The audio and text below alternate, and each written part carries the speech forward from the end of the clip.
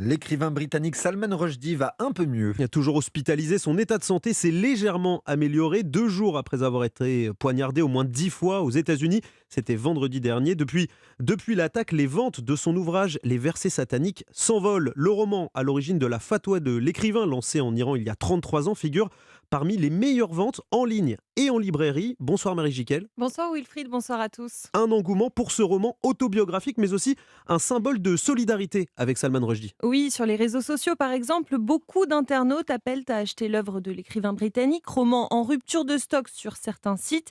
Caroline ne le recevra que dans une dizaine de jours. Je me suis sentie évidemment portée par une forme de solidarité et je me suis dit qu'il était évident qu'il fallait que j'acquière ce livre et que je le pose dans ma bibliothèque, que je le lise bien évidemment avant de le poser et qu'il reste là comme un signe que la liberté d'expression doit être respectée et qu'il faut protéger les personnes qui combattent pour la liberté d'expression. Les versets sataniques racontent les péripéties de deux migrants indiens qui débarquent au Royaume-Uni, un récit très riche où se mêlent des références autobiographiques, des faits réels et des rêveries sur un passage précis du Coran, effacé, celui où le prophète aurait été tenté par le diable de reconnaître l'existence d'autres divinités qu'Allah. Mais pour Nedim Gürsel, écrivain turc, lui aussi menacé et poursuivi pour blasphème, Salman Rushdie l'avait d'ailleurs soutenu, le roman s'empare d'autres thématiques. Sa parole est précieuse et son esprit choqué.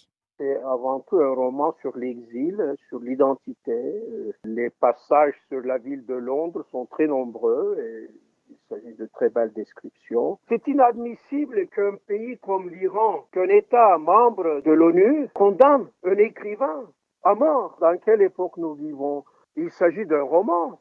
Il s'agit d'une parodie. D'autres livres de Salman Rushdie voient leur vente augmenter, comme son récit, lui aussi autobiographique, Joseph Anton, où l'écrivain revient sur cette fatwa lancée contre lui.